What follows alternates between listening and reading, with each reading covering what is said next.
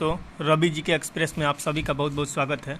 दोस्तों, आज हम आपके लिए लेकर आए हैं दृष्टि आईएएस का यानी दृष्टि पब्लिकेशन का जो इतिहास एवं राष्ट्रीय आंदोलन बुक है।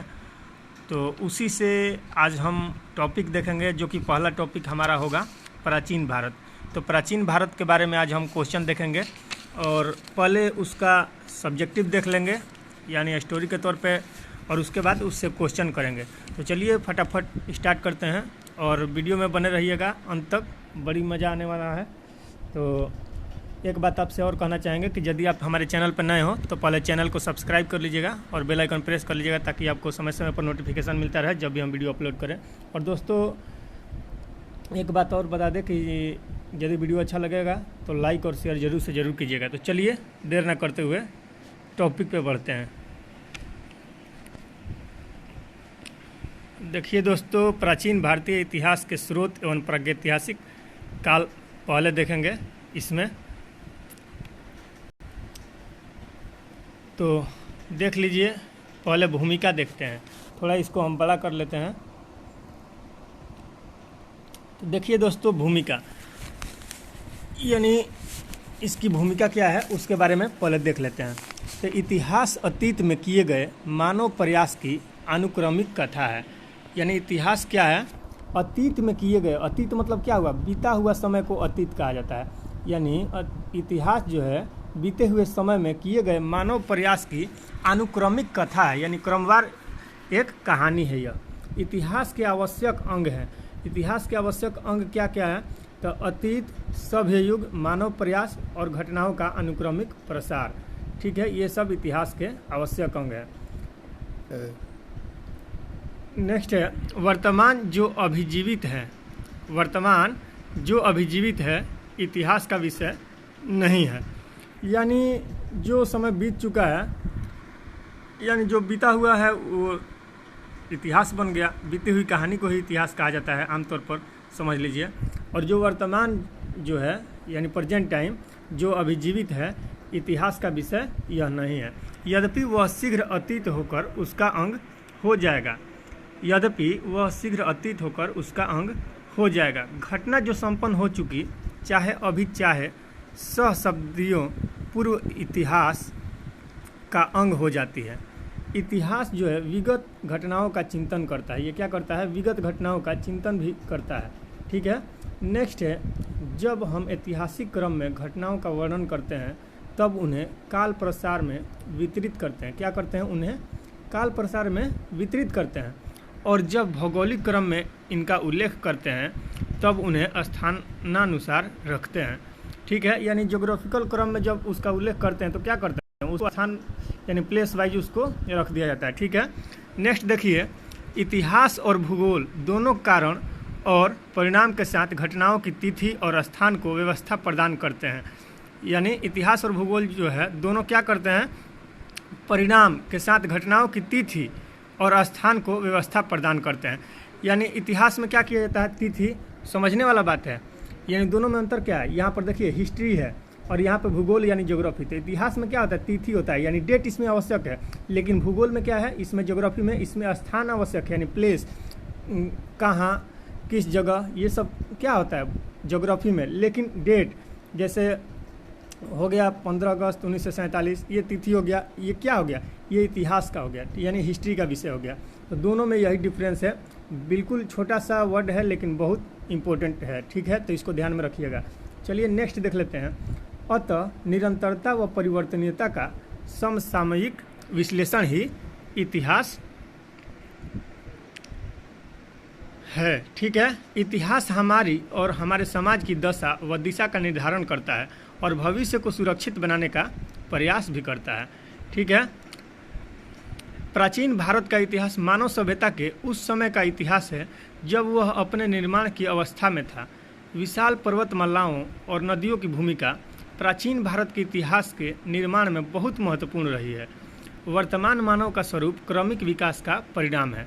दोस्तों, आपको लग रहा होगा कि ये बकवास है, लेकिन ये बकवास नहीं है। धीरे धीरे आपको इतना अच्छा लगेगा, ये स्टोरी बन जाएगा और कहीं से भी क्वेश्चन बनेगा आप इसको एकदम फटाफट कीजिएगा। ठीक है, बहुत एकदम आसान भाषा में इस बुक में समझाया गया। ठीक है। तो वर्तमान मानव का स्वरूप क्रमिक विकास का परिणाम है। यानी जो प्रेजेंट टाइम में जो ह्यूमन है, मानव है, उसका जो स्वरूप है वो क्या है, क्रमिक विकास का परिणाम है। जैसे आप डार्विनवाद पढ़े होंगे, उसमें भी विकासवाद का सिद्धांत आता है, ठीक है। तो आप पढ़े होंगे प्राकृतिक वर्ण सिद्धांत या विकासवाद का सिद्धांत कौन दिया था, तो डार्विन दिया था। अभी हम हिस्ट्री चल रहा है, लेकिन थोड़ा सा हम टॉपिक चेंज करके ले जाते हैं वहाँ पे, ताकि आपको क्लियर हो जाए, ठीक है। तो उसमें क्या होता है, पहले हम लोग का बंदर के हम लोग हमारे पूर्वज थे, धीरे धीरे उसमें परिवर्तनीयता होते गया, विकास होते गया, और उसमें सोचने का क्षमता आ गया।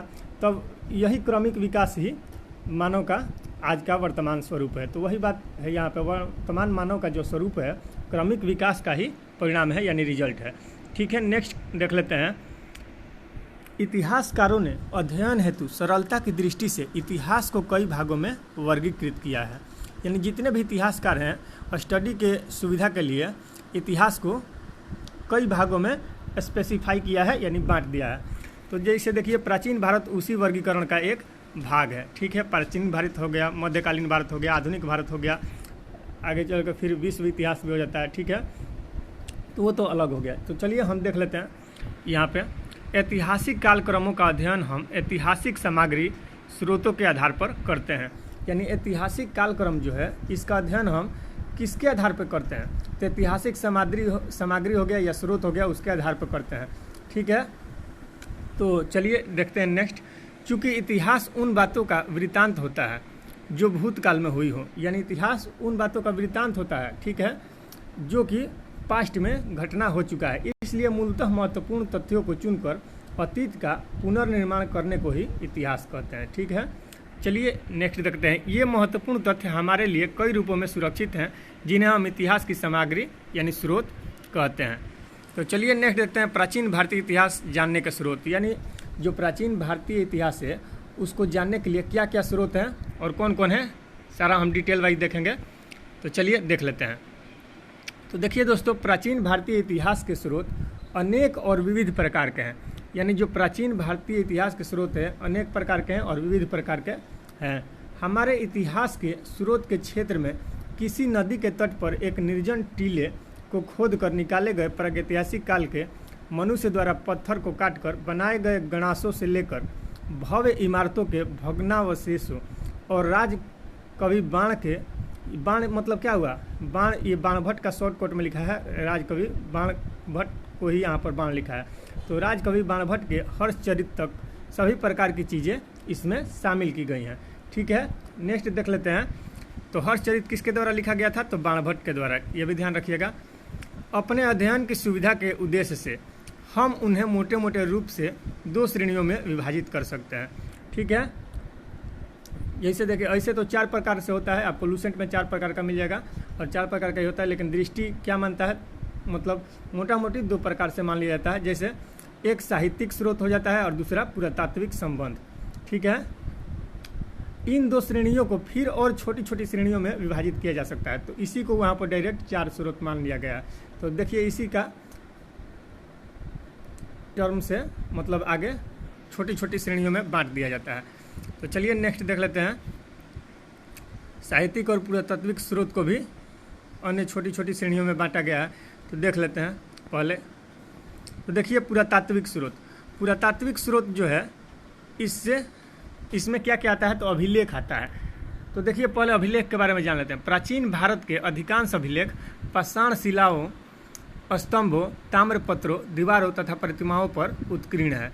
यानी प्राचीन भारत के जितने अधिकांश अभिलेख हैं वो क्या किस पर उत्कीर्ण है, तो पाषाण शिला पर, यानी पाषाण काल के जो शिला हैं, स्तंभ हैं और ताम्रपत्र हैं, दीवार तथा प्रतिमाओं पर उत्कीर्ण है। सबसे प्राचीन अभिलेखों में मध्य एशिया के बोगाजकोई से प्राप्त अभिलेख है। यानी सबसे प्राचीन अभिलेख कौन है, तो मध्य एशिया से जो प्राप्त बोगाजकोई अभिलेख था वही सबसे प्राचीन अभिलेख है, ठीक है। इसी को एशिया माइनर भी कहा जाता है, ठीक है। इस पर वैदिक देवता मित्र, वरुण, इंद्र और नक्षत्र के नाम मिलते हैं। यानी बोगाजकोई अभिलेख है, उस पर किस देवता का वर्णन मिलता है, तो इस पर वैदिक देवता, 4 वैदिक देवता का इस पर वर्णन मिलता है। तो कौन कौन वो देवता हैं, तो मित्र हैं, वरुण है, इंद्र और नासत्य। ठीक है, मित्र, वरुण, इंद्र और नासत्य, ध्यान रखिएगा। इनसे ऋग्वेद की तिथि ज्ञात करने में मदद मिलती है। यानी इनसे किसका तिथि ज्ञात करने में मदद मिलता है? तो ऋग्वेद की तिथि ज्ञात करने में मदद मिलता है। नेक्स्ट देख लेते हैं, भारत में सबसे प्राचीन अभिलेख अशोक के हैं। यानी भारत में सबसे प्राचीन अभिलेख किसके हैं? वो तो एशिया माइनर सबसे प्राचीन अभिलेख हो गया, यानी जो बोगाज कोई है अभिलेख। लेकिन यदि भारत में कहे, वो तो पूरा विश्व में, वर्ल्ड में मिला के हो गया, लेकिन भारत में सबसे प्राचीन अभिलेख कहें तो कौन सा है? तो अशोक का अभिलेख है, जो 300 ईस्वी पूर्व के लगभग है। यानी अशोक का अभिलेख कितने ईस्वी पूर्व के लगभग है? तो 300 ईस्वी पूर्व के लगभग है। अब देखिए, D.R. भंडारकर नामक विद्वान ने केवल अभिलेखों के आधार पर ही अशोक का इतिहास लिखने का सफल प्रयास किया। यानी एक D.R. भंडारकर नामक विद्वान थे, इन्होंने केवल अभिलेख के आधार पर ही, यानी जो पुरातात्विक स्रोत था उसमें अभिलेख भी है, तो उसी अभिलेख के आधार पर ही अशोक का इतिहास लिखने का सफल प्रयास किए।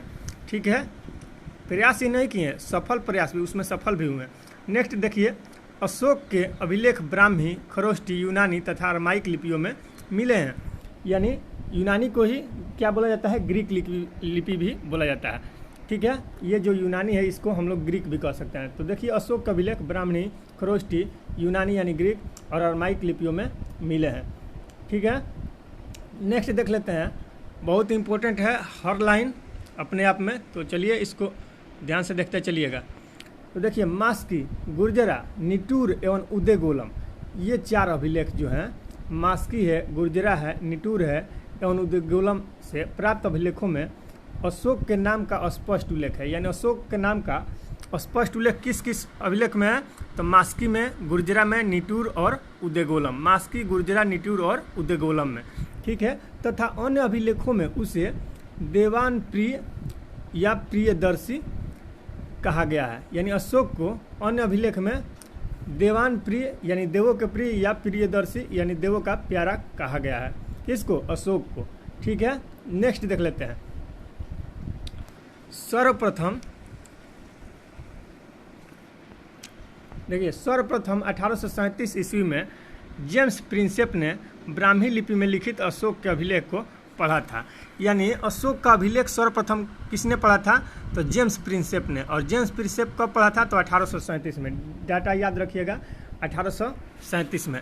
ठीक है, तो ये भी डाटा देख लीजिए। अशोक के बाद भी अभिलेखों की परंपरा कायम रही। यानी अशोक के बाद भी अभिलेख का जो परंपरा था वो बंद नहीं हुआ, वो कायम रहा। अब हमें अनेक प्रशस्तियाँ मिलने लगी। ठीक है, जैसे प्रशस्ति अभिलेख होता है, तो अनेक प्रशस्तियाँ मिलने लगी जिनमें दरबारी कवियों अथवा लेखकों द्वारा अपने आश्रयदाताओं की प्रशंसा के शब्द मिलते हैं। ठीक है, उन प्रशस्तियों में क्या मिलता था? जो उस समय के राजा रहते थे, उसके दरबार में जो कवि रहते थे या लेखक रहते थे, उनके द्वारा अपने आश्रयदाताओं की प्रशंसा के शब्द मिलते थे। जहाँ पर जिस राजा के दरबार में वो रहते थे तो उनके प्रशंसा के बारे में शब्द मिलता था प्रशस्ति में। ठीक है, चलिए नेक्स्ट देख लेते हैं। इनसे संबंधित शासकों के बारे में महत्वपूर्ण जानकारी मिलती है, जिनमें प्रमुख हैं। और कौन कौन प्रमुख अभिलेख हैं और शासक कौन उससे संबंधित है, आइए देख लेते हैं। ठीक है, बहुत सारा अभिलेख था। गिरनार था, ठीक है, गिरनार था, मंदसौर अभिलेख था, ये सब इम्पोर्टेंट है। हाथी गुम्फा था। तो आइए देख लेते हैं। पहला देखिए, हाथी गुम्फा अभिलेख ही दिया है। तो ये कलिंग राज खारवेल, यानी कलिंग के राजा थे खारवेल, वो इसके शासक थे जो संबंधित हैं हाथी गुम्फा अभिलेख से। ठीक है, इसका सब्जेक्ट देख लीजिए, यानी विषय में क्या दिया है? खारवेल के शासन की घटनाओं का क्रमबद्ध विवरण है। यानी हाथी गुम्फा अभिलेख खारवेल से, कलिंग के राजा खारवेल से संबंधित है, तो जाहिर सी बात है कि खारवेल के शासन की घटनाओं का क्रमबद्ध विवरण ही मिलेगा। नेक्स्ट है जूनागढ़ अभिलेख। तो जूनागढ़ अभिलेख में रुद्रदामन शासक संबंधित है। जूनागढ़ अभिलेख से कौन सा शासक संबंधित है? तो रुद्रदामन। इसमें रुद्रदामन की विजयों, व्यक्तित्व एवं कृतित्व का विवरण प्राप्त होता है। अब देखिए, जूनागढ़ अभिलेख को ही गिरनार अभिलेख भी कहा जाता है। ठीक है, जूनागढ़ अभिलेख को क्या कहा जाता है? गिरनार अभिलेख कहा जाता है। ठीक है, यही रुद्रदामन है जो सुदर्शन झील का जीर्णोद्धार किया था। ठीक है, यह भी ध्यान रखिएगा। चलिए नेक्स्ट देख लेते हैं। नासिक अभिलेख। तो नासिक अभिलेख किससे संबंधित है? तो गौतमी बलश्री से। ठीक है। सातवाहन कालीन घटनाओं का विवरण यानी गौतमीपुत्र सतकर्णी से ये संबंधित है। चलिए नेक्स्ट देख लेते हैं। प्रयाग स्तंभ लेख। प्रयाग स्तंभ लेख से शासक कौन संबंधित है? तो समुद्रगुप्त। प्रयाग स्तंभ लेख से समुद्रगुप्त। इसके विजय एवं नीतियों का पूरा विवरण यानी समुद्रगुप्त के विजय एवं जो इसका पॉलिसी था, नीति था, उसका पूरा विवरण प्रयाग स्तंभ लेख में मिलता है। नेक्स्ट देख लेते हैं ऐहोल अभिलेख। तो ऐहोल अभिलेख किस शासक से संबंधित है? तो पुलकेशिन द्वितीय से। ऐहोल अभिलेख किससे संबंधित है? पुलकेशिन द्वितीय से। अब इसमें देखिए हर्ष एवं पुलकेशिन द्वितीय के युद्ध का विवरण मिलता है। हर्ष एवं पुलकेशिन द्वितीय के युद्ध का विवरण मिलता है। अब आता है भीतरी स्तंभ लेख। भीतरी स्तंभ लेख में क्या है? स्कंदगुप्त। भीतरी स्कंदगुप्त लेख में कौन सा शासक संबंधित है? स्कंदगुप्त। इसके जीवन की अनेक महत्वपूर्ण घटनाओं का विवरण है। यानी भीतरी स्तंभ लेख में क्या है? स्कंदगुप्त के जीवन के अनेक महत्वपूर्ण घटनाओं का विवरण शामिल है। नेक्स्ट आता है मंदसौर अभिलेख। तो मंदसौर अभिलेख किससे संबंधित है? तो मालवा नरेश यशोवर्मन। ठीक है। इसमें क्या है? सैनिक उपलब्धियों का वर्णन है। मंदसौर अभिलेख में क्या है? सैनिक उपलब्धि का वर्णन है। जो मालवा का नरेश थे यशोवर्मन, यहाँ पर यशोधर्मन दिया है, यशोवर्मन है। ठीक है। मंदसौर अभिलेख यशोवर्मन जो मालवा नरेश थे उनके सैनिक उपलब्धियों का वर्णन है। ठीक है। अब देखिए यहाँ पर इतना ही दिया है, लेकिन कुछ और अभिलेख है। जैसे आता है देवपाड़ा अभिलेख, तो वो बंगाल शासक विजयसेन से संबंधित है। देवपाड़ा अभिलेख किससे संबंधित है? बंगाल शासक विजयसेन से। ठीक है। तो ये सब भी ध्यान में रखिएगा। चलिए नेक्स्ट देख लेते हैं। गैर सरकारी लेखों में यवन राजदूत हिलियोडोरस का वेशनगर विदिशा से प्राप्त गरुड़ स्तंभ लेख विशेष रूप से उल्लेखनीय है, जिससे द्वितीय शताब्दी ईसा पूर्व में मध्य भारत में भागवत धर्म विकसित होने का प्रमाण मिलता है। ठीक है। यानी भागवत धर्म विकसित होने का प्रमाण किस अभिलेख से मिलता है? तो वेशनगर अभिलेख से मिलता है। ठीक है। तो वेशनगर यानी विदिशा से प्राप्त जो गरुड़ स्तंभ लेख है उससे क्या मिलता है? भागवत धर्म विकसित होने का प्रमाण मिलता है। अब देखिए नोट में दिया है अभिलेखों के अध्ययन को क्या कहा जाता है? तो इसको एपिग्राफी कहते हैं। क्या कहते हैं? अभिलेखों के अध्ययन को एपिग्राफी कहा जाता है। ठीक है। अब नेक्स्ट देख लीजिए यहाँ पे।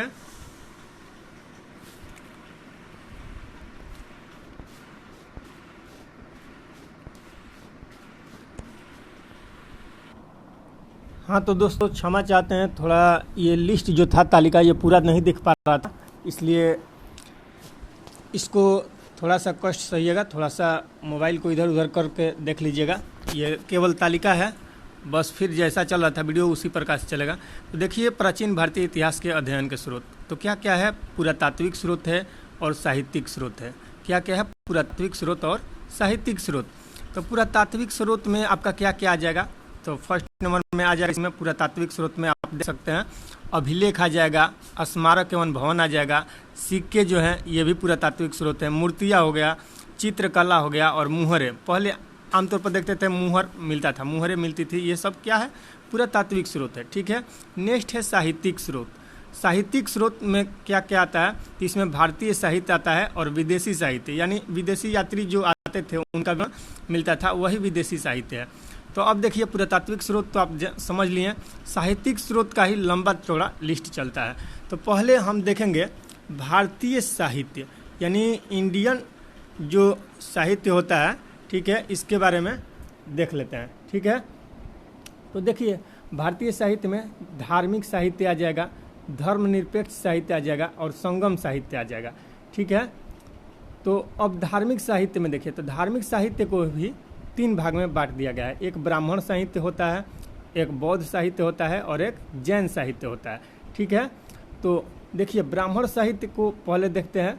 तो देख रहे हैं ये ब्रांच इसका कितना गया है, साहित्यिक स्रोत का लंबा कितना गया है। ठीक है। तो इसको ध्यान में रखिएगा। पहले इधर से चलते हैं प्रियोरिटी वाइज। तो ब्राह्मण साहित्य में देख लेते हैं। तो ब्राह्मण साहित्य सबसे पहले आएगा धार्मिक साहित्य में, उसके बाद बौद्ध साहित्य और जैन साहित्य। धार्मिक साहित्य में क्या आएगा? धार्मिक साहित्य में ब्राह्मण साहित्य, बौद्ध और जैन साहित्य। ठीक है। धर्मनिरपेक्ष के बाद में देखेंगे और संगम साहित्य को। पहले धार्मिक साहित्य का ब्राह्मण साहित्य देख लेते हैं। तो देखिए ये ब्राह्मण साहित्य को कितने भाग में बांटा गया है? वेद हो गया, ब्राह्मण ग्रंथ हो गया, आरण्यक हो गया, उपनिषद हो गया, वेदांग हो गया, उपवेद हो गया, षडदर्शन हो गया, महाकाव्य हो गया, पुराण हो गया और स्मृति हो गया। ये सब ब्राह्मण साहित्य में आते हैं। ठीक है, तो वेद को बारे में पहले देखते हैं। तो वेद कितने प्रकार के हैं? 4 हैं। कौन कौन? ऋग्वेद, यजुर्वेद, सामवेद और अथर्ववेद। इसके बारे में डिटेल से देखेंगे। तो देखिए, जो ऋग्वेद होता है इसका ब्राह्मण ग्रंथ क्या है? तो ऋग्वेद का ब्राह्मण ग्रंथ ऐतरेय है। ठीक है, ऋग्वेद का ब्राह्मण ग्रंथ क्या है? ऐतरेय है। ठीक है, और कौशिकी है। ठीक है, तो ब्राह्मण ग्रंथ में इसका यजुर्वेद का, सामवेद का, अथर्ववेद का सबका अलग अलग होता है। ठीक है, तो सबका लिस्ट अलग से देखेंगे, लेकिन पहले हम ब्राह्मण ग्रंथ देख लेते हैं कि ब्राह्मण ग्रंथ कौन कौन? ऐतरेय है, कौशिकी है, गोपथ है इत्यादि ब्राह्मण ग्रंथ है। आरण्यक में क्या आता है? आरण्यक में तैतरेय हो गया, मैत्रायणी हो गया, ऐतरेय, ये सब आरण्यक हो गया। उपनिषद, तो टोटल उपनिषदों की संख्या कितनी है कमेंट में बताइएगा। ठीक है, तो नहीं जानते हैं तो आज जान लीजिए। वेद की संख्या 4 है और उपनिषद की टोटल संख्या 106 है। कितना है? उपनिषदों की संख्या 106 है। ठीक है, अब देखिए, छांदोग्य उपनिषद, कठ उपनिषद, बृहण आरण्यक उपनिषद आदि ये सब प्रमुख उपनिषद हैं। ठीक है, वेदांग, वेदांगों की संख्या कितनी है? तो वेदांगों की संख्या 6 है। ठीक है, वेद की संख्या 4 है और वेदांग की संख्या 6 है। ठीक है, और इस 6 का लिस्ट आपको ध्यान में रखना होगा, क्योंकि एग्जाम में पूछ देता है कि इसमें से वेदांग कौन नहीं है। ठीक है, तो देख लीजिए, शिक्षा, कल्प, व्याकरण, निरुक्त, छंद और ज्योतिष, ये 6 वेदांग की संख्या है, जो कि 6 का 6 लिस्ट आपको याद रखना चाहिए। ठीक है, शिक्षा, कल्प, व्याकरण, निरुक्त, छंद और ज्योतिष। उसके बाद देख लेते हैं उपवेद। तो उपवेद में क्या आ जाता है? तो देखिए, उपवेद भी 4 होते हैं। जैसे ऋग्वेद का उपवेद आयुर्वेद होता है, यजुर्वेद का उपवेद धनुर्वेद होता है। ठीक है, उसके बाद सामवेद का गंधर्ववेद हो जाता है और अथर्ववेद का उपवेद जो होता है वो शिल्पवेद होता है। ठीक है, अब देखिए, षडदर्शन, षडदर्शन में कौन कौन है? तो ये सांख्य दर्शन होता है, योग दर्शन, न्याय दर्शन, वैशेषिक दर्शन, पूर्व मीमांसा, उत्तर मीमांसा इत्यादि, ये सब षडदर्शन है। ठीक है, अब देखिए, इसको भी पूछ लेता है कि सांख्य दर्शन किससे संबंधित है? तो कपिल मुनि से, योग दर्शन पतंजलि से, न्याय दर्शन तो गौतमी बलश्री से। तो लिस्ट में नहीं दिया है, लेकिन हम बता दे रहे हैं, जान लीजिए अभी। ठीक है, तो इस तरह से आता है। वैशेषिक दर्शन तो ये कणाद से है। ठीक है, पूर्व मीमांसा जैमिनी से। ठीक है, इस तरह से उत्तर मीमांसा बद्रायण से। ठीक है, नेक्स्ट देख लीजिए, महाकाव्य। महाकाव्य जो है, तो महाकाव्य की संख्या कितनी है? तो 2 है, रामायण और महाभारत। ठीक है, और सबसे बड़ा महाकाव्य कौन है? तो महाभारत है। ठीक है, और महाभारत का ही नाम क्या है?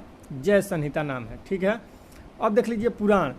तो पुराणों की संख्या टोटल कितनी है? तो 18 टोटल पुराण है। ठीक है, जिसमें से कुछ प्रमुख है, तो देख लीजिए, विष्णु पुराण, भागवत पुराण, शिव पुराण, गरुड़ पुराण इत्यादि। ठीक है, और स्मृति, स्मृति में कौन हो गया? मनु स्मृति, यानी सबसे प्राचीन स्मृति मनु स्मृति को ही माना जाता है।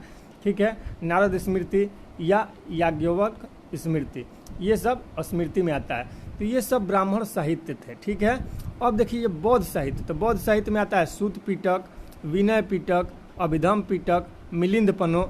ठीक है, मिलिंद पन्नो जो नागसेन से संबंधित है। ठीक है, बुद्ध चरित जो अश्वघोष लिखा था, ये सब बौद्ध साहित्य है।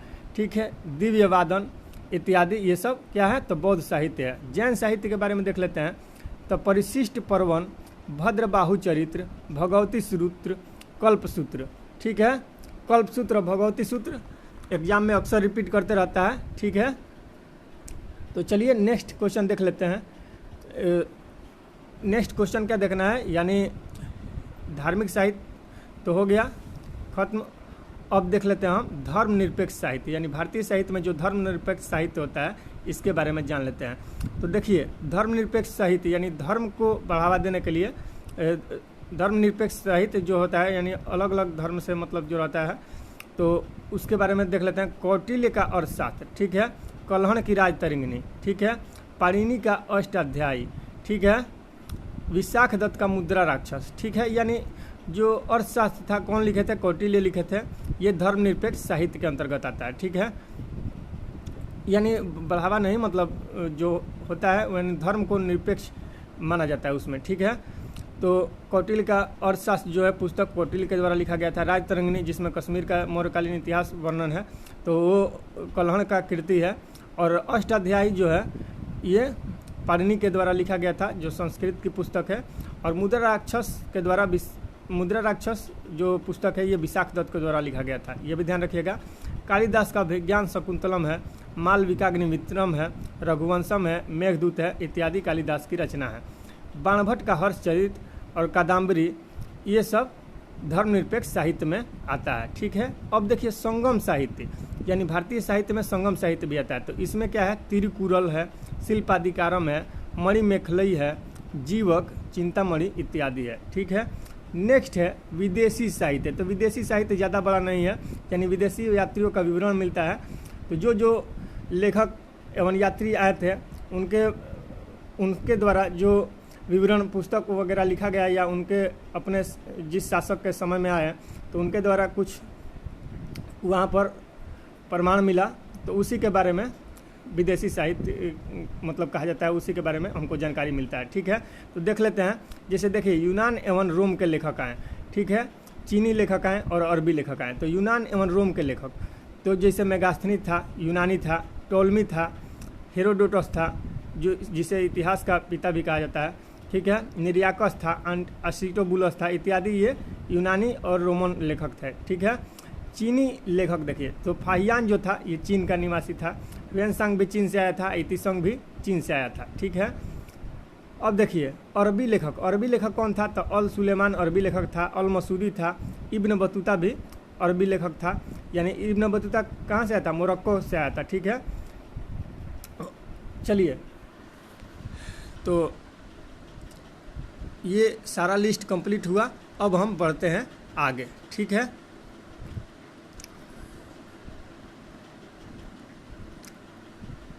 चलिए दोस्तों देख लेते हैं नेक्स्ट।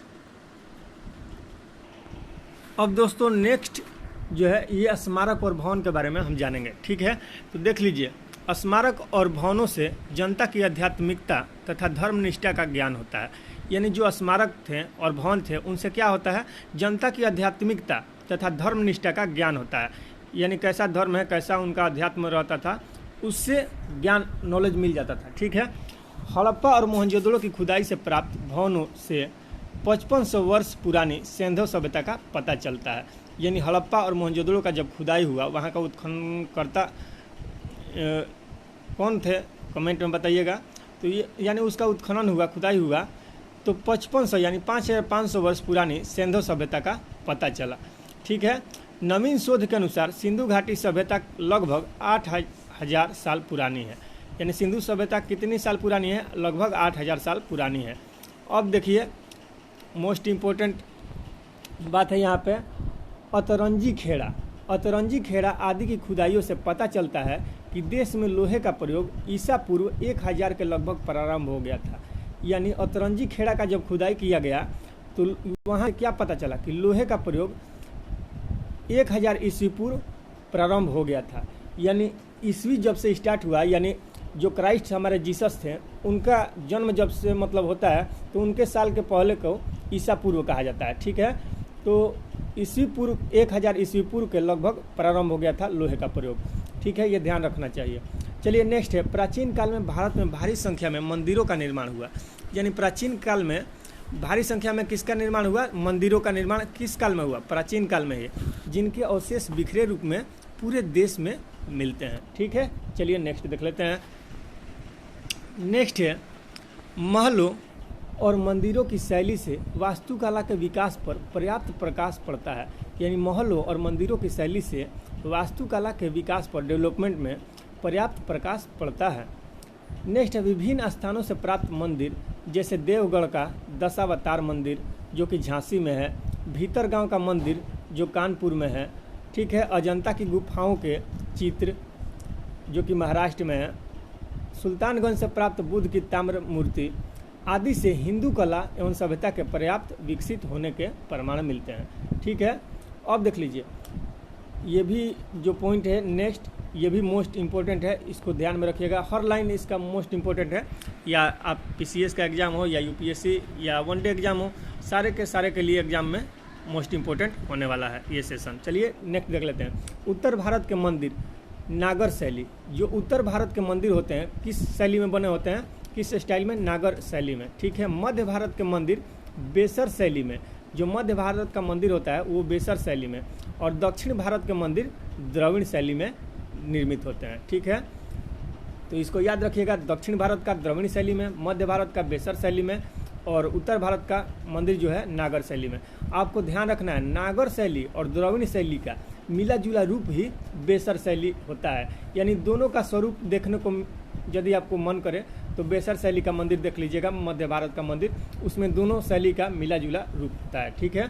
नेक्स्ट देखते हैं। दक्षिण भारत में तंजौर का राजेश्वर मंदिर द्रविड़ शैली तथा उत्तर भारत में खजुराहो का कंदरिया महादेव का मंदिर नागर शैली का उत्कृष्ट उदाहरण है। यानी खजुराहो का कंदरिया महादेव मंदिर जो है ये कहाँ पर है, तो कंदरिया महादेव मंदिर मध्य प्रदेश में। खजुराहो की गुफा कहाँ है, मध्य प्रदेश में यह। ठीक है। खजुराहो जिसको चंदेल शासकों ने बनवाया था, तो ये भी किस शैली में है, ये नागर शैली में उत्कृष्ट उदाहरण है। चलिए नेक्स्ट देख लेते हैं। नेक्स्ट है आपके सामने भारत के अतिरिक्त दक्षिण पूर्व एशिया के अनेक द्वीपों से हिंदू संस्कृति से संबंधित स्मारक मिलते हैं। यानी भारत के अतिरिक्त जो दक्षिण पूर्व एशिया के अनेक द्वीप हैं वहाँ से भी हिंदू संस्कृति के संबंधित स्मारक मिलते हैं। इनमें मुख्य रूप से जावा का बोरोबुदुर स्तूप जो महायान बौद्ध स्तूप के नाम से भी जाना जाता है, तथा कंबोडिया के अंकोर वाट मंदिर का उल्लेख किया जाता है। तो अंकोर वाट मंदिर कहाँ है, कंबोडिया में है। VVI है, इसको अंडरलाइन कर देते हैं। अंकोर वाट मंदिर कहाँ है, ये कंबोडिया में है। और बोरोबुदुर मंदिर पूछे तो जावा यानी इंडोनेशिया में है। ठीक है। ये किस भगवान से संबंधित है, तो ये विष्णु से संबंधित है। ठीक है, ये भी ध्यान रखिएगा। चलिए नेक्स्ट देख लेते हैं।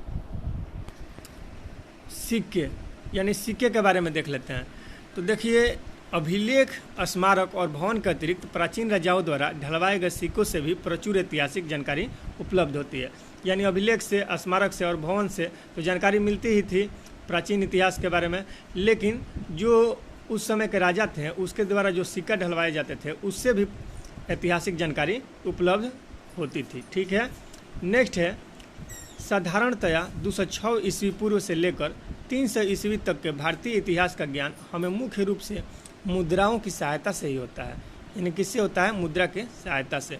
कुछ प्राप्त मुद्राओं में तिथियां भी खुदी हैं जो कालक्रम निर्धारण में अत्यंत सहायक सिद्ध हुई हैं। ठीक है। यानी तिथि ज्ञात करने में अत्यधिक मतलब इससे हेल्प मिला है। ठीक है। नेक्स्ट देख लेते हैं। पुराने सिक्के तांबा, चांदी, सोना और शीशा धातु के बनते थे। जो पुराने सिक्के थे किस चीज़ के बनते थे, तांबा के यानी कॉपर के, चांदी यानी सिल्वर, सोना यानी गोल्ड और शीशा यानी लेड जिसको PB से सूचित किया जाता है। ठीक है। तो पुराने सिक्के किसके किसके, कॉपर, गोल्ड, सिल्वर और लेड। कॉपर, सिल्वर, गोल्ड और लेड के बने होते थे पुराने सिक्के। ठीक है, ध्यान रखिएगा।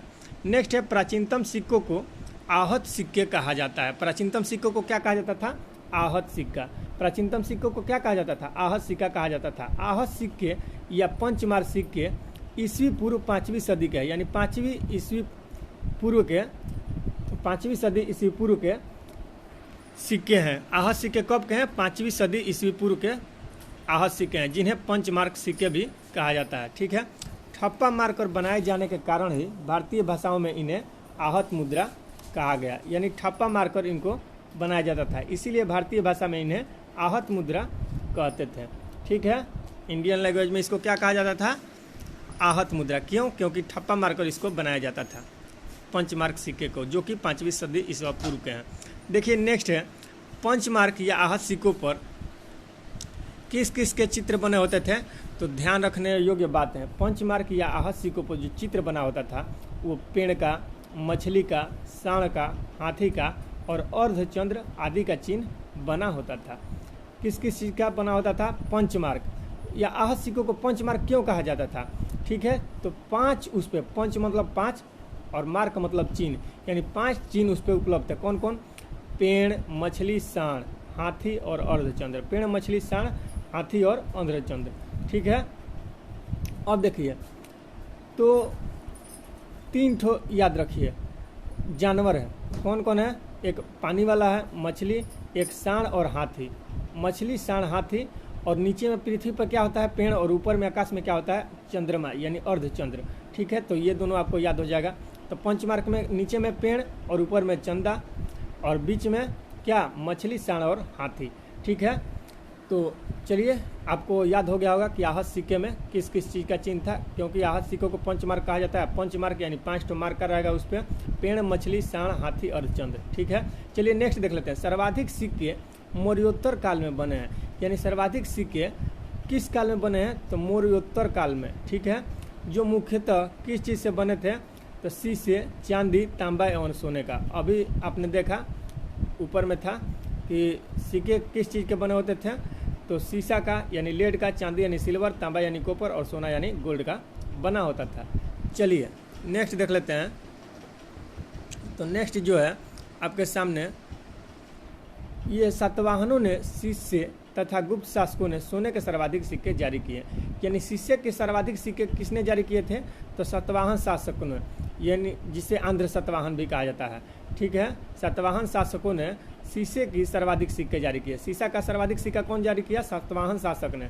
ठीक है, आंध्र सातवाहन का संस्थापक कौन था, सिमुक था। ठीक है, तो सातवाहन ने जो थे ये सर्वाधिक किस चीज़ के सिक्के जारी किए, तो शीशे के। लेकिन जो गुप्त शासक थे ये सबसे अधिक मात्रा में किस चीज़ के सिक्के जारी किए, तो सर्वाधिक सिक्के ये सोने के जारी किए। कौन सोना का सर्वाधिक सिक्का जारी किया, गुप्त शासक ने। सर्वाधिक पूछ रहा है, सबसे पहले नहीं पूछ रहा है, ये ध्यान रखिएगा। सबसे अधिक कहेगा सोना का सिक्का तो गुप्त शासक ने, सबसे अधिक शीशा का सिक्का तो सातवाहन शासक। ठीक है, बार बार बोलने का कारण है क्योंकि थोड़ा सा मोड़ देगा क्वेश्चन, तो गड़बड़ कर दीजिएगा। चलिए नेक्स्ट देख लेते हैं। सर्वप्रथम सिक्कों पर लेख लिखने का कार्य, यानी सिक्कों पर लेख लिखने का कार्य किसने किया, तो यवन शासकों ने किया। सिक्कों पर लेख लिखने का कार्य कौन किया, यवन शासकों ने। ठीक है, नेक्स्ट देख लेते हैं। दोस्तों आपसे बार बार बोल रहे हैं वीडियो में अंत तक बने रहिएगा, एक बार देख लीजिएगा तो कोई क्वेश्चन छूटने वाला नहीं है। ठीक है, चलिए देख लेते हैं। तो देखिए, समुद्रगुप्त की वीणा बजाते हुए मुद्रा वाले सिक्के के उसके संगीत प्रेमी होने का प्रमाण मिलता है। यानी ये जो समुद्रगुप्त था ये क्या था, ये संगीत प्रेमी था, क्योंकि इसका सिक्का जो डलवाया था उस पर वीणा बजाते हुए मुद्रा का चित्र अंकित किया गया था इसके द्वारा। ठीक है, चलिए नेक्स्ट देख लेते हैं। देखिए नोट में दिया है, सिक्के के अध्ययन को क्या कहा जाता है, न्यूमिस्मैटिक्स। सिक्के के अध्ययन को क्या कहते हैं, न्यूमिस्मैटिक्स कहते हैं। ठीक है, और संख्या के अध्ययन को क्या कहते हैं, न्यूमेरोलॉजी। ये भी ध्यान रखिएगा। चलिए नेक्स्ट देख लेते हैं मूर्तियों के बारे में। तो प्राचीन भारतीय इतिहास में मूर्तियों का निर्माण कुषाण काल से आरंभ हुआ। यानी मूर्तियों का निर्माण किस काल से आरंभ हुआ, कुषाण काल से। ठीक है, चलिए, और जो मंदिर का निर्माण था वो किस काल से, तो गुप्त काल से। ये भी ध्यान रखिएगा। तो चलिए नेक्स्ट देख लेते हैं। कुषाणकालीन मूर्तियों पर वैदेशिक प्रभाव है। यानी कुषाणकालीन मूर्तियों पर किसका प्रभाव है, तो विदेशिक प्रभाव है, जबकि मथुरा कला पूर्णतः स्वदेशी है। ठीक है, मथुरा कला कैसा है, ये स्वदेशी है, यानी देश का देशी है, इसको देश का कह सकते हैं। ठीक है, और विदेशी प्रभाव किस पर है, कुषाणकालीन मूर्तियों पर। जो मूर्तियाँ कुषाण काल में बनी है उस पर किसका प्रभाव रहा, विदेशी का। ठीक है, कुषाण वंश के संस्थापक कौन थे, तो कुजुल कडफिसेस। और उसका प्रतापी राजा कौन था, तो कमेंट में बताइएगा। कुषाण वंश का प्रतापी राजा कौन था, चलिए बता देते हैं, कनिष्क था। ठीक है, चलिए नेक्स्ट देख लेते हैं। नेक्स्ट है भरहुत। भरहुत क्या है, ये स्तूप है। ठीक है, तो भरहुत बोधगया, सांची तथा अमरावती की मूर्तिकला में जन साधारण के जीवन की अति सजीव झलक देखने को मिलती है। यानी जन साधारण के जीवन की सजीव झलक कहाँ देखने को मिलता है, तो बरहुत में, बोधगया में, सांची में और अमरावती की मूर्तिकला में।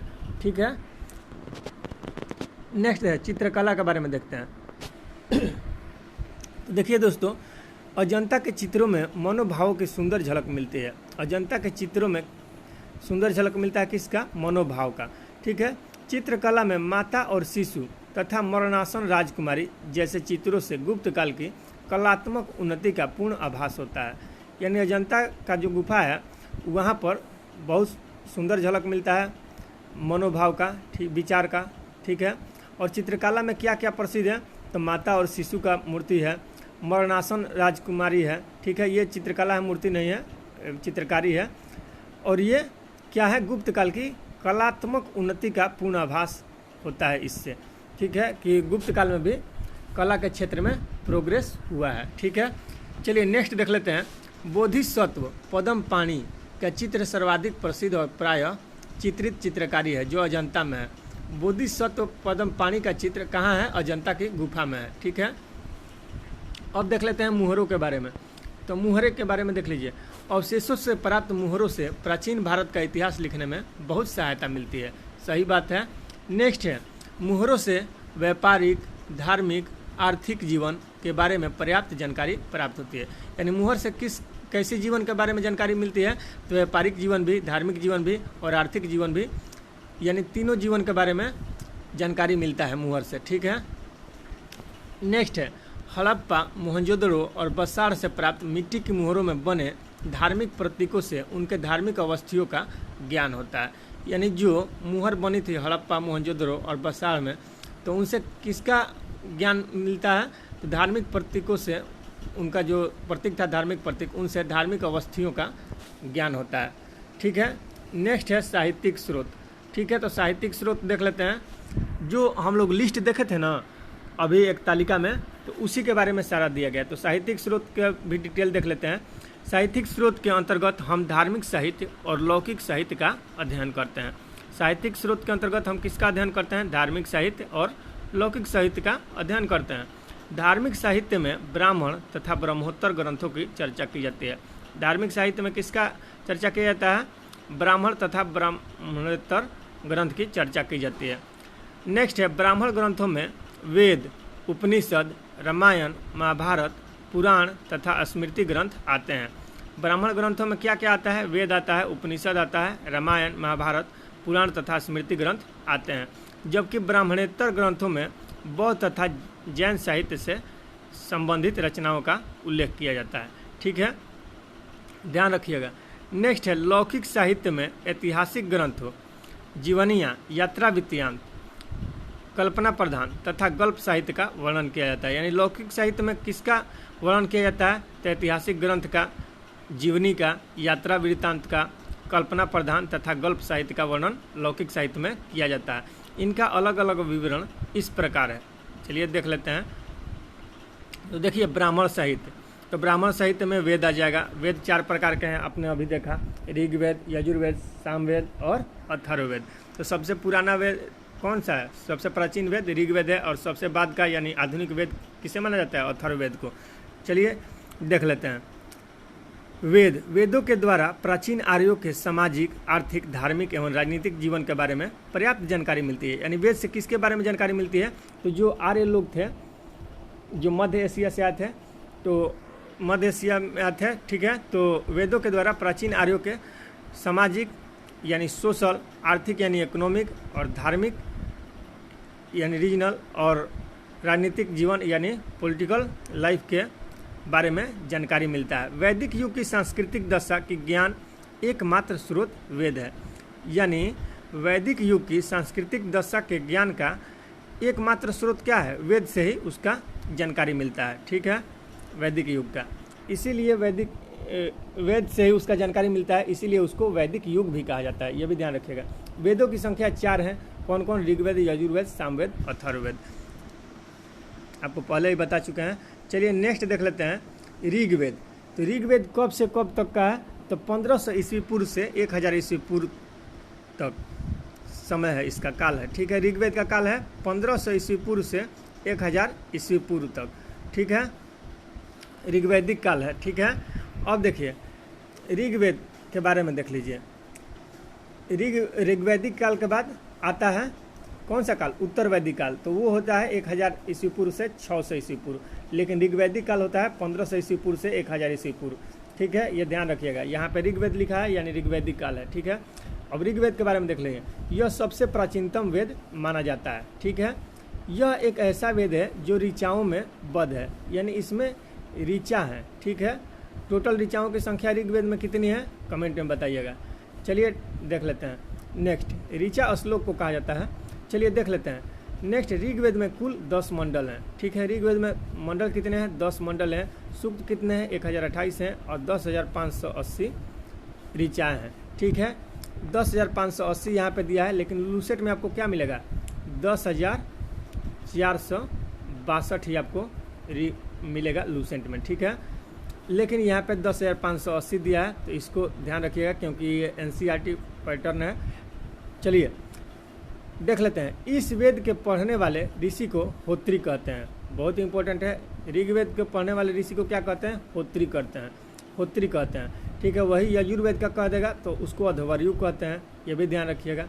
चलिए, ऋग्वेद का पहला एवं 10वां मंडल सबसे अंत में जोड़ा गया। यानी ऋग्वेद का कौन सा मंडल सबसे अंत में जोड़ा गया? तो पहला मंडल को पहले नहीं जोड़ा गया, पहला मंडल और अंतिम मंडल यानी 10वां मंडल सबसे अंत में जोड़ा गया। ठीक है, अब किस मंडल में किस देवता का जानकारी मिलता है, किस देवता से संबंधित है, तो आइए देख लेते हैं। ऋग्वेद के तीसरे मंडल में सूर्य देवता सवित्री यानी सविता को समर्पित प्रसिद्ध गायत्री मंत्र है। ठीक है, तो गायत्री मंत्र किस मंडल में है? तो तीसरे मंडल में, जो कि सूर्य देवता सवित्री को समर्पित है, सवित्री यानी सविता। ठीक है, नेक्स्ट है आपके सामने 9वें मंडल में देवता सोम का उल्लेख है। यानी सोम देवता का उल्लेख किस मंडल में है? तो 9वें मंडल में। तथा 10वां मंडल चतुष्वर्ण समाज की संकल्पना करता है। चातुर्वर्ण कहिए या चतुष्वर्ण कहिए। ठीक है, इसमें 4 वर्ण यानी जाति का, समाज का संकल्पना मिलता है। वो कौन कौन था? तो ब्राह्मण, क्षत्रिय, वैश्य और शूद्र। ठीक है, वही चतुष्वर्ण में मिलता है। ठीक है, जो कि ब्राह्मण कहाँ से? मुख से निकले थे, क्षत्रिय भुजा से, और वैश्य निकले थे जांघा से, और शूद्र निकले थे पैर से। ठीक है, जो उनका जन्म हुआ था ऐसा मतलब माना जाता है, तो ये भी जान लीजिए। चलिए नेक्स्ट देख लेते हैं। ऋग्वेद के 2 ब्राह्मण ग्रंथ हैं, ऐतरेय एवं कौशिकी अथवा संखायन। ऐतरेय एवं कौशिकी अथवा संखायन। ऋग्वेद के 2 ब्राह्मण ग्रंथ कौन है? एक ऐतरेय है, दूसरा कौशिकी, और कौशिकी को ही संखायन भी कहा जाता है। नोट में देख लीजिए। संयुक्त राष्ट्र शैक्षिक, वैज्ञानिक और सांस्कृतिक संगठन जो यूनेस्को है, इसके द्वारा ऋग्वेद को विश्व मानव धरोहर के साहित्य में शामिल किया गया है। यानी यूनेस्को द्वारा ऋग्वेद को विश्व विरासत धरोहर में यानी विश्व मानव धरोहर साहित्य में शामिल कर लिया गया है। नेक्स्ट देखते हैं यजुर्वेद के बारे में। तो यजुर्वेद के बारे में देखिए, इसमें यज्ञों के नियम या विधानों का संकलन मिलता है। यानी यज्ञ के नियम और विधानों का संकलन किसमें मिलता है? तो यजुर्वेद में। यही कारण है कि इसे कर्मकांडीय वेद भी कहा जाता है। तो कर्मकांड का ज्ञान कहाँ मिलता है? तो यजुर्वेद में। कर्मकांड कहाँ मिलता है? यजुर्वेद में। और यज्ञों का नियम का विधान ये भी यजुर्वेद में। ठीक है, नेक्स्ट है यजुर्वेद पद एवं गद्य दोनों में है। यानी पूछता है क्वेश्चन कि पद एवं गद्य वाला दोनों वाला वेद कौन है? तो यजुर्वेद। यजुर्वेद के 2 भाग हैं। कौन कौन? एक शुक्ल यजुर्वेद और एक कृष्ण यजुर्वेद। तो शुक्ल यजुर्वेद और कृष्ण यजुर्वेद, इसके यजुर्वेद के 2 भाग हैं। ठीक है, शुक्ल यजुर्वेद केवल पद में है। ध्यान रखना है कि जो शुक्ल यजुर्वेद है ये केवल पद में है, लेकिन कृष्ण यजुर्वेद है ये गद्य एवं पद दोनों में है। इसीलिए इसको यजुर्वेद को गद्य एवं पद दोनों वाला वेद कहा जाता है। किसको? यजुर्वेद को। लेकिन पूछ देगा कि इसका जो भाग है शुक्ल यजुर्वेद और कृष्ण यजुर्वेद, इसमें से कौन सा भाग गद्य एवं पद दोनों में उपलब्ध होता है? तो वो है कृष्ण यजुर्वेद। ठीक है, नहीं याद रहेगा तो याद करने के लिए बता देते हैं। अब याद कीजिएगा, कृष्ण यानी कृष्णा जी जो भगवान थे, ईश्वर थे कृष्ण जी, उनके पास 2 ऑप्शन रहेगा। ठीक है, और किसी के पास 2 ऑप्शन नहीं रहेगा। ठीक है, तो 2 ऑप्शन यानी गद्य एवं पद किसके पास? कृष्ण यजुर्वेद। ठीक है, चलिए नेक्स्ट देख लेते हैं। यजुर्वेद के मंत्रों का उच्चारण करने वाला पुरोहित अध्वर्यु कहलाता है। देखिए हम पहले ही बता चुके थे, यहाँ पे आ ही गया। यानी यजुर्वेद को, जिसे ऋग्वेद के मंत्र का जो उच्चारण करता है ऋषि या पुरोहित या मुनि, उसको क्या कहते हैं? होत्री कहते हैं। उसी तरह यजुर्वेद के मंत्र का उच्चारण करने वाले ऋषि या पुरोहित को या पंडित को क्या कहते हैं? अध्वर्यु कहा जाता है। ठीक है, नेक्स्ट देख लेते हैं। यजुर्वेद के प्रमुख उपनिषद हैं। तो देखिए ये उपनिषद है, पूछ देता है यजुर्वेद का इसमें से कौन सा उपनिषद नहीं है। तो इस तरह से आपको क्वेश्चन बनाता है एग्जाम में, जो आयोग द्वारा एग्जाम लिया जाता है। तो याद कर लीजिए, देख लीजिए यजुर्वेद के प्रमुख उपनिषद कौन कौन है। तो कठो उपनिषद, ईशोपनिषद, श्वेताश्वरोपनिषद तथा मैत्रायणी उपनिषद। ठीक है, ये सब यजुर्वेद के उपनिषद है। कौन कौन? कठो उपनिषद, ईशो उपनिषद, श्वेताश्वरो उपनिषद, मैत्रायणी उपनिषद। ठीक है, नेक्स्ट देख लेते हैं। यजुर्वेद का अंतिम अध्याय ईश्वास्य उपनिषद है।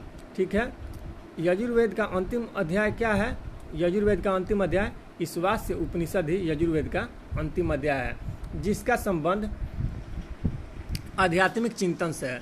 यानी ईश्वास्य उपनिषद का संबंध किससे है? आध्यात्मिक चिंतन से। ठीक है, नेक्स्ट है यजुर्वेद के 2 ब्राह्मण ग्रंथ है, शतपथ और तैत्तिरीय। ठीक है, यजुर्वेद के 2 ब्राह्मण ग्रंथ है, कौन कौन? शतपथ और तैत्तिरीय। वही बात कर लें, ऋग्वेद का तैत्तिरीय और कौशिकी, ऐत्रेय और कौशिकी यजुर्वेद का, ऋग्वेद का, और यजुर्वेद का शतपथ और तैत्तिरीय। नेक्स्ट देख लेते हैं सामवेद। अब देख लीजिए, सामवेद का बात आया तो साम का अर्थ क्या होता है? गान, यानी गाना बजाना जो होता है, तो साम का अर्थ गान होता है। इसमें मुख्यतः यज्ञों के अवसर पर गाए जाने वाले मंत्रों का संग्रह है। यानी संगीत के बारे में किस वेद में जानकारी मिलता है? तो सामवेद में। ठीक है, जो यज्ञ होता था उस समय पर जो मंत्र गाया जाता था, उच्चारण किया जाता था, उसका गाए जाने वाले मंत्रों का संग्रह मिलता था इसमें। ठीक है, सामवेद में। इसे भारतीय संगीत का जनक कहा जाता है। किसको? सामवेद को भारतीय संगीत का जनक कहा जाता है। 7 स्वरों, यानी 7 स्वर जो होता है संगीत का, सा रे ग म प ध नि सा, ठीक है, की उत्पत्ति इसी से हुई है। यानी 7 सुर का, यानी स्वर का उत्पत्ति किस वेद से हुआ है? तो सामवेद से ही हुआ है। डाटा इंपॉर्टेंट है, ध्यान रखिएगा। सामवेद में कुल कितनी ऋचाएँ हैं? तो 1875 है, यानी 1875 ऋचाएँ हैं सामवेद में। लेकिन ऋग्वेद में कहेगा तो 10,462, लेकिन इसमें दृष्टि IS जो है, तो दृष्टि IS के द्वारा माना गया है 10,580, ये भी ध्यान रखिएगा। चलिए नेक्स्ट देख लेते हैं। सामवेद के मंत्रों को गाने वाला को क्या कहा जाता है? तो उद्गाता कहा जाता है। यानी सामवेद का जो मंत्र गाने वाला ऋषि होता है, मुनि, उसको क्या कहते हैं? उद्गाता। और यजुर्वेद को गाने वाला तो उसको अध्वर्यु कहते हैं, ऋग्वेद को होत्री कहते हैं। चलिए, इसको जो पुरोहित गाता है या इसके मंत्र को पढ़ता है उसको उद्गाता कहा जाता है। इसमें मुख्यतः सूर्य स्तुति के मंत्र हैं। यानी सामवेद में किसके मंत्र हैं? सूर्य स्तुति के मंत्र हैं। ठीक है, सामवेद के प्रमुख उपनिषद हैं। तो सामवेद के प्रमुख उपनिषद कौन कौन है? छांदोग्य तथा जैमिनीय। छांदोग्य उपनिषद और जैमिनीय उपनिषद सामवेद के प्रमुख उपनिषद हैं। लेकिन अब नेक्स्ट क्वेश्चन आ गया, सामवेद का ब्राह्मण ग्रंथ क्या है? तो पंचविश और षड्विश। पंचविश और षड्विश सामवेद के ब्राह्मण ग्रंथ है। पंचविश और षड्विश, ये भी ध्यान रखिएगा। पंचविश और षड्विश किसके हैं? पंचविश और षड्विश सामवेद के। यजुर्वेद का शतपथ और तैत्तिरीय, ध्यान रखिएगा। नेक्स्ट है अथर्ववेद, जो कि सबसे बाद का वेद माना गया है, यानी आधुनिक वेद। ठीक है, तो इसके बारे में देख लेते हैं। इसकी रचना अथर्वा ऋषि तथा अंगिरस ऋषि द्वारा सभी ग्रंथों के बाद में की गई, इसीलिए इसे अथर्वागिरस वेद भी कहा जाता है। इसको अथर्ववेद को क्या कहा जाता है? अथर्वागिरस वेद भी कहा जाता है। इसमें 731 सूक्त हैं। अथर्ववेद में कितने सूक्त हैं? 731। और अध्याय कितना है अथर्ववेद में? 20 अध्याय है। लेकिन लगभग इसमें मंत्र कितने हैं? तो 6000 मंत्र हैं। ठीक है, इसका भी अधिकतर मंत्र ऋग्वेद से ही लिया गया है, ये भी ध्यान में रखिएगा। लेकिन टोटल इसमें लगभग कितने मंत्र हैं? 6000 मंत्र हैं अथर्ववेद में। नेक्स्ट देख लेते हैं। नेक्स्ट जो है इसके बारे में देख लेते हैं। तो आइए, यहाँ पर दिया, इसमें ब्रह्म ज्ञान, किसमें? अथर्ववेद में। इसमें ब्रह्म ज्ञान, धर्म, समाज निष्ठा, औषधि प्रयोग, रोग निवारण, जादू टोना, तंत्र मंत्र आदि अनेक विषयों का वर्णन है। यानी जो जादू टोना, तंत्र मंत्र, वशीकरण होता है, किस वेद में मिलता है? तो अथर्ववेद में ही। जो अथर्ववेद के ज्ञाता होते हैं वही सब क्या करते हैं? जादू टोना या तंत्र मंत्र जो भी होता है, वशीकरण, ये सब चीज़ें किस वेद में मिलती है जानकारी इसकी? तो अथर्ववेद में ही मिलता है। ठीक है, किसी को वश में कोई कर लेता है, ये सारा चीज़ किसमें? अथर्ववेद में ही मिलता है। नेक्स्ट है अथर्ववेद का एकमात्र ब्राह्मण ग्रंथ है गोपत। यानी अथर्ववेद का ब्राह्मण ग्रंथ क्या है? गोपत है, ध्यान में रखिएगा। चलिए नेक्स्ट देख लेते हैं अथर्ववेद के उपनिषद। अथर्ववेद के उपनिषद कौन कौन है? तो मुंडको उपनिषद, प्रश्नो उपनिषद तथा मांडुक्यो उपनिषद। ठीक है, मुंडको उपनिषद, ठीक है, बहुत इंपॉर्टेंट है, मुंडकोपनिषद जो कि अथर्ववेद से लिया गया है। ठीक है, प्रश्नोपनिषद भी इसी का है और मांडुक्योपनिषद भी इसी का है। ठीक है, तो मुंडकोपनिषद से ही भारत का राष्ट्रीय आदर्श वाक्य सत्यमेव जयते लिया गया है। भी आई है।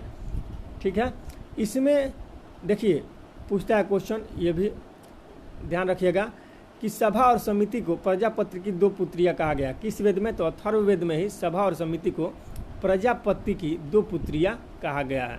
प्रजापति की 2 पुत्रियां सभा और समिति को कहा गया है किस वेद में? तो अथर्ववेद में। अथर्ववेद के उपनिषद कौन कौन है? मुंडकोपनिषद, प्रश्नोपनिषद और मांडुक्योपनिषद। सत्यमेव जयते कहाँ लिया गया है? मुंडकोपनिषद से लिया गया है। चलिए नेक्स्ट देखते हैं। नेक्स्ट है नोट में, इन 4 वेदों को संहिता कहा जाता है, यानी चारों वेदों को सम्मिलित रूप से क्या कहा जाता है? संहिता कहा जाता है। ठीक है, अब देखिए ब्राह्मण, अरण्यक तथा उपनिषद के बारे में। तो देखिए पहले देख लेते हैं, पहला लाइन है, संहिता के पश्चात ब्राह्मण, अरण्यक तथा उपनिषद का स्थान है। ठीक है, यानी वेद के बाद किसका स्थान है? ब्राह्मण का, अरण्यक का तथा उपनिषद का। इनसे उत्तर वैदिक कालीन समाज तथा संस्कृति के विषय में महत्वपूर्ण जानकारी प्राप्त होती है।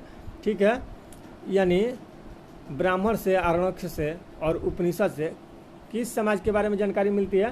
तो उत्तर वैदिक कालीन समाज की जानकारी मिलती है। ऋग वैदिक कालीन समाज की नहीं, उत्तर वैदिक कालीन समाज की जानकारी मिलती है, जो कि 1000 ईस्वी पूर्व से 600 ईस्वी पूर्व तक इसका काल था। यह भी ध्यान रखिएगा। नेक्स्ट है, ब्राह्मण ग्रंथ वैदिक संहिताओं की व्याख्या के लिए गद्य में लिखे गए हैं। प्रत्येक संहिता के लिए अलग अलग ब्राह्मण ग्रंथ लिखे गए हैं, जो तालिका में क्रमशः उल्लेखित हैं। ठीक है, तो देख लेते हैं। जैसे देखिए, ऋग्वेद का ऐतरेय और कौशिकी, यजुर्वेद का शतपथ और तैतरेय, सामवेद का पंचवीस और षड्वीस, अथर्ववेद का मात्र एक गोपथ ब्राह्मण है, जो कि हमने पहले देख लिया है। तो इस लिस्ट को, इस तालिका को याद कर लीजिएगा। एक बार फिर से बोल दे रहे हैं, ऋग्वेद का ब्राह्मण ग्रंथ कौन है? ऐतरेय और कौशिकी, यजुर्वेद का शतपथ और तैतरेय, सामवेद का पंचवीस और षड्वीस, अथर्ववेद का मात्र एक है गोपथ ब्राह्मण। ठीक है, ध्यान रखिएगा। चलिए नेक्स्ट देख लेते हैं। तो नेक्स्ट है वेदांग। तो वेदांगों की संख्या कितना है? 6 है। आप जानबे करते हैं क्योंकि बता चुके हैं हम। तो देख लेते हैं इसको भी, वेदांग तथा सूत्र के बारे में। तो देखिए दोस्तों, वेदों की भली भांति समझने के लिए 6 वेदांगों की रचना की गई। देखिए यहाँ पे दिया है 6 वेदांग की रचना किया गया है। ठीक है, शिक्षा, ज्योतिष, कल्प, व्याकरण, निरुक्त और छंद, जो कि हम उस समय बताए भी थे लिस्ट में कि ये 6 का 6 आपको याद होना चाहिए। इसमें से पूछ देता है कि इनमें से कौन वेदांग नहीं है। तो कौन कौन है? शिक्षा है, ज्योतिष है, कल्प है।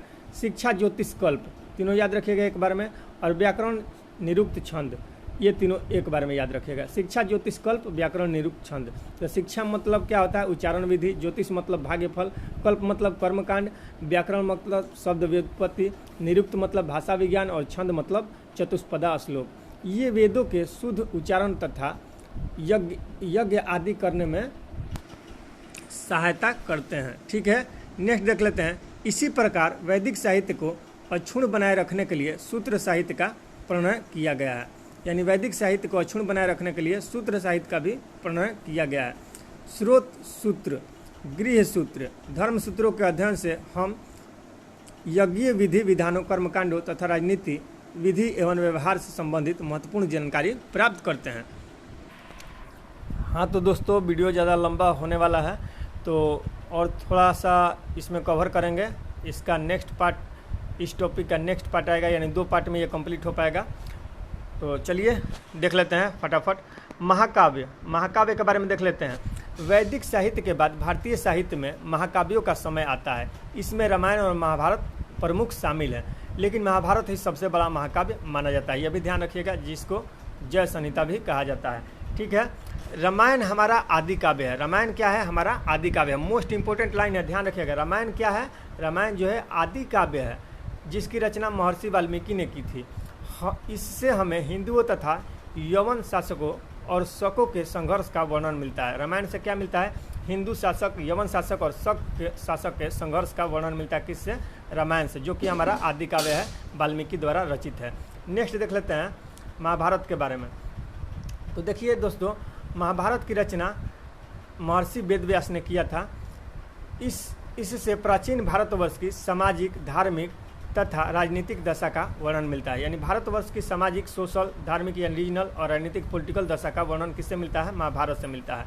नेक्स्ट देखते हैं, ऐतिहासिक दृष्टि से महाकाव्यों को विशेष महत्व नहीं दिया जाता है। यानी हिस्टोरिकल दृष्टि से, हिस्टोरिकल नज़र से यदि देखा जाए तो महाकाव्य को विशेष महत्व नहीं दिया जाता है, क्योंकि इसमें वर्णित कथाओं में कल्पना का समावेश अधिक होता है। यानी कल्पना ही इसमें भरा रहता है। इमेजनरी जैसे नंबर रहता है उसी तरह इसमें इमेजनरी पर ही आधारित रहता है। ठीक है, वास्तविक एक्चुअल नहीं रहता है, कल्पना का ही समय अधिक रहता है। चलिए नेक्स्ट देख लेते हैं, पुराण। तो पुराणों की संख्या कितनी है? 18 है, आप जानबे करते हैं। पुराणों में प्राचीन भारतीय इतिहास का अच्छा क्रमबद्ध वर्णन मिलता है। यानी प्राचीन भारतीय इतिहास का अच्छा क्रमबद्ध वर्णन किसमें मिलता है? पुराण में मिलता है। और पुराणों की संख्या 18 है। चलिए हम पुराण के बारे में आगे अगले वीडियो में देखेंगे। वीडियो ज़्यादा लंबा होने वाला है, इसीलिए इतना पर ही इसको हम क्लोज करते हैं, इस एपिसोड को। मिलते हैं नेक्स्ट वीडियो में, तब तक के लिए आज्ञा दीजिए। और आपसे एक बात कहना चाहेंगे, यदि वीडियो अच्छा लगा होगा तो लाइक और शेयर जरूर कीजिएगा। दोस्तों ये बता दें आपको कि ये पूरा वीडियो हो जाएगा, इसका पार्ट 2 भी। तो इसका क्वेश्चन भी हम कराने वाले हैं, जो कि PCS और UPSC में पूछा गया रिपीटेड क्वेश्चन है। तो ये इम्पोर्टेंट अच्छा होने वाला है, इम्पोर्टेंट होने वाला है ये सेशन जो है। तो स्किप मत कीजिएगा, इसका नेक्स्ट वीडियो भी उसको देखिएगा अंत तक, आपका एग्ज़ाम में बहुत अहम रोल निभाएगा। ठीक है दोस्तों, आज्ञा दीजिए। Thanks, bye and take care.